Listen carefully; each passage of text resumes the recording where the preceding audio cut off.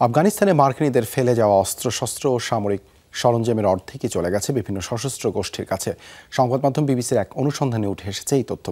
কালোবাজারের মাধ্যমে তালেবানের কাছে থাকা এসব অস্ত্র পাকিস্তানের তেহরিকি তালেবান, ইয়েমেনের হুতি ও আল কায়েদা সংশ্লিষ্ট বিভিন্ন সশস্ত্র গোষ্ঠী সংগ্রহ করেছে। যদিও এত বিপুল অস্ত্র হারানোর অভিযোগ অস্বীকার করেছে তালেবান সরকার। প্রাণ সসের মাখামাখি টেস্ট নুডলসকে করে তোলে আরো ইয়ামি আরো জোস। প্রাণ সসের 2002 থেকে 2021 সাল পর্যন্ত আফগানিস্তানে অস্ত্র ও সামরিক সরঞ্জাম তৈরিতে বিপুল অর্থ ব্যয় করে যুক্তরাষ্ট্র।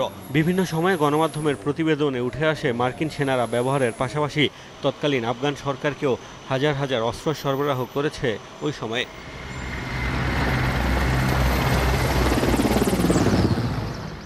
সরকারের পতনের পর যখন তালেবান আফগানিস্তানের নিয়ন্ত্রণ নেয় তখন দেশটি ছেড়ে যায় মার্কিন সেনারাও। সাথে করে সে সময় খুব বেশি অস্ত্র নিয়ে যেতে পারেনি।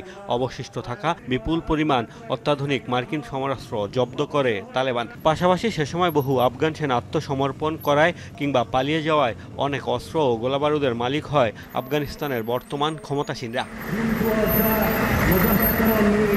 জাতিসংঘের তথ্যমতে প্রায় 10 লাখ অস্ত্র ও বিভিন্ন ধরনের যান পেয়েছিল তালেবান। বিবিসির এক অনুসন্ধান বলছে প্রায় 4 বছরে অন্তত 5 লাখ অস্ত্র হাতবদল হয়ে পৌঁছে গেছে তেহরিকি তালেবান পাকিস্তান বা TTP, Islamic movement of Uzbekistan ও ইয়েমেনের আনসারুল্লাহ সহ বিভিন্ন সশস্ত্র গোষ্ঠীর কাছে। এর মধ্যে কিছু অস্ত্র পেয়েছে আল কায়েদা সমর্থিত সংগঠনগুলো।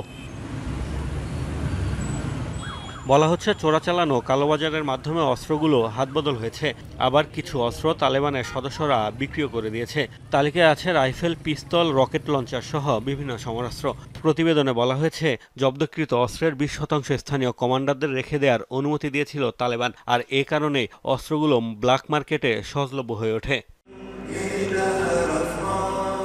বিবিসির দাবি জাতিসংঘের নিরাপত্তা পরিষদের এক রুদ্ধদ্বার বৈঠকে অর্ধেক অস্ত্রের নিয়ন্ত্রণ হারানোর কথা স্বীকারও করেছে তালেবান। যদিও সংবাদ মাধ্যমটির কাছে একই অভিযোগ অস্বীকার করেছে তারা।